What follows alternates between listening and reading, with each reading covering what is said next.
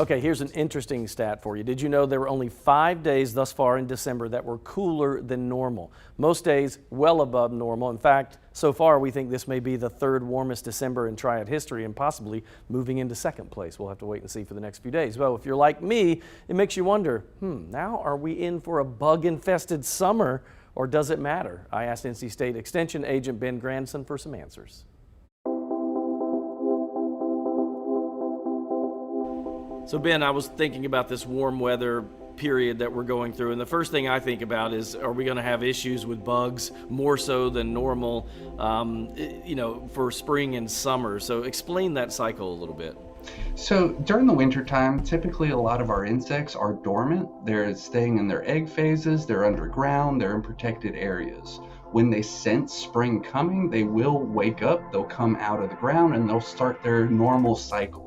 If it's too early and we do get a late frost, a lot of those populations can wake up prematurely and then get popped back due to that late frost. So it could reduce overall insect populations for next year by a small amount. Is it too early for us to tell kind of the impact because we still have January to go through, obviously the coldest month of the year? It is very early. We still do have 3 months of winter left, so it is going to really depend on how cold it gets throughout January and February. If we get any major snowfalls, that's definitely going to knock back the insect population, or at least keep it in check till it wakes up in the spring.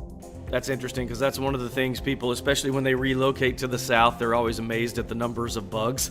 So we want a late frost in order to kind of help that, right? That's what we would hope for if you don't like that. Exactly. Once that late frost comes, that'll knock back a lot of the bugs, just like the first frost in the fall time knocks back a lot of the bugs.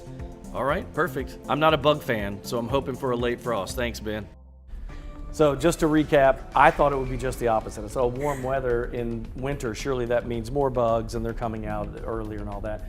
He said that is somewhat true. Some of the larvae will grow and hatch and all that. But he said that traditionally, since January is the coldest month of the year and we get hard freezes frequently in January, he said what it will do is the opposite. So all these bugs may come out early, but then they don't make it because of the cold, and it actually reduces the number of bugs that are possible for summer. But let's be honest, there are plenty of bugs. Yeah, right? You can't, He said it'll help it a little bit. Okay. Yeah. Sorry, that's why we were laughing whenever it came back out to us, because me and Lauren were both just like, oh, the mosquitoes.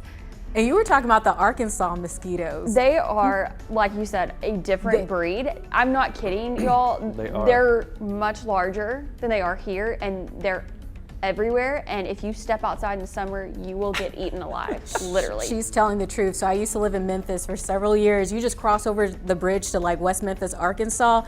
It's a different game. Like I have no mosquito bites, and then I cross over the bridge and I come back looking like and a it's basketball. just like bumps. Like it's I always say, if they're big enough to carry you away, I don't want to live there. Yeah, no. That's what you have to do. Bad. All right, we're taking a break. We'll be right back.